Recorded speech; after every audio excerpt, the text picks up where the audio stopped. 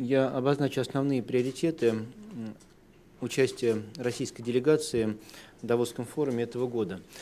Делегацию возглавит представитель правительства России Дмитрий Анатольевич Медведев. Наша делегация примет участие в форуме 23 и 24 января, 2 полноценных дня.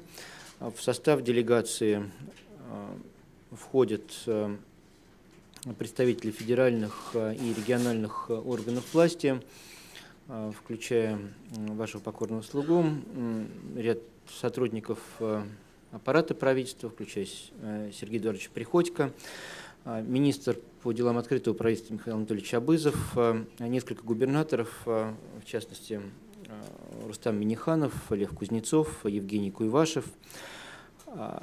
Также в форуме примут участие заместители ряда федеральных министров, в частности, Сергей Беляков, Василий Титов и Сергей Старчак. Кроме того, в состав делегации входят представители бизнес-ассоциаций и крупных государственных институтов развития: Владимир Дмитриев, Александр Шохин, руководители ОСИ, а также руководители крупных компаний, как государственных, так и частных.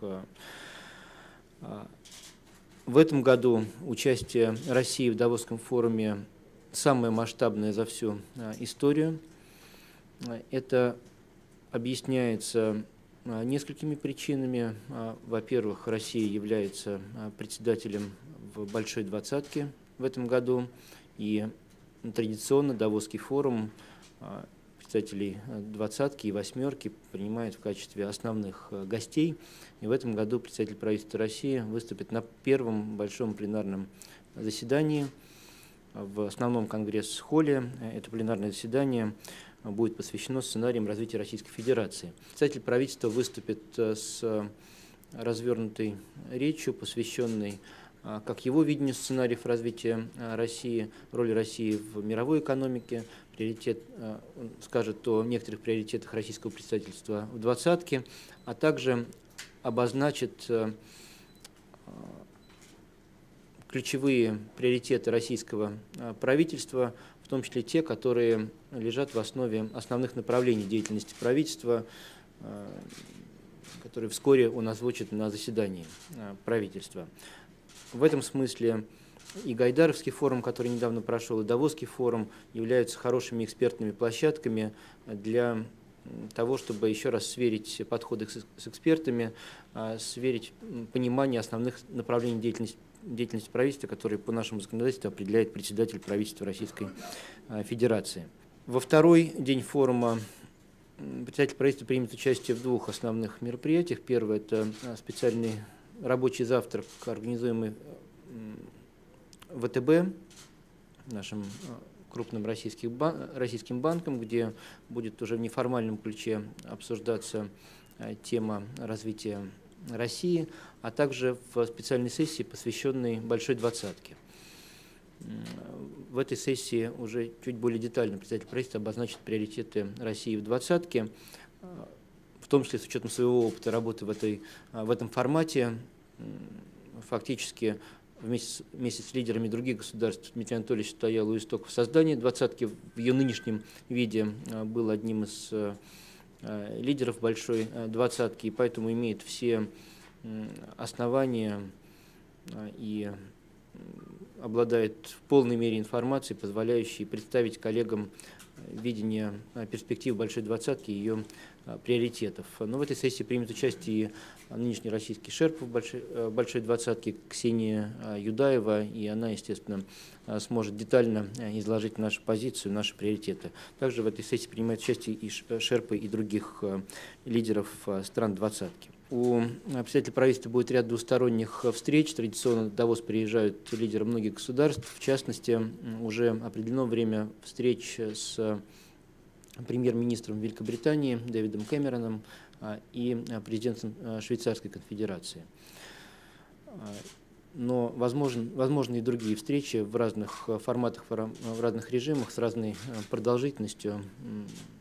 время этих встреч согласовывается. Естественно, Дмитрий Анатольевич встретится с рядом представителей средств массовой информации, а также примет участие в двух закрытых форматах, а именно встрече с представителями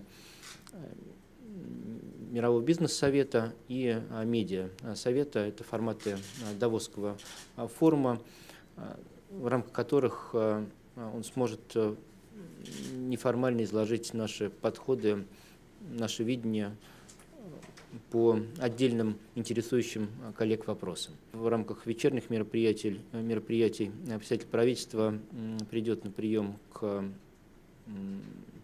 Клаусу Швабу. Это традиционный формат в первый день Давосского форума, и там сможет неформально пообщаться со своими коллегами, в том числе лидерами других государств. Кроме Гайдаровского и Давосского форума, после оглашения основных направлений деятельности правительства будет еще один формат совсем скоро. Это Красноярский форум. Он пройдет в середине февраля, основной день 15 февраля, и в нем также примет участие представитель правительства Российской Федерации, и уже фактически после заявления приоритетов сможет обсудить эти приоритеты с широким кругом экспертов, а также представителями российского бизнеса и российских регионов. Так что вот эта интенсивная работа в открытом режиме на протяжении целого месяца, с нашей точки зрения, будет очень полезна для освещения той деятельности, которую сейчас проводит правительство России.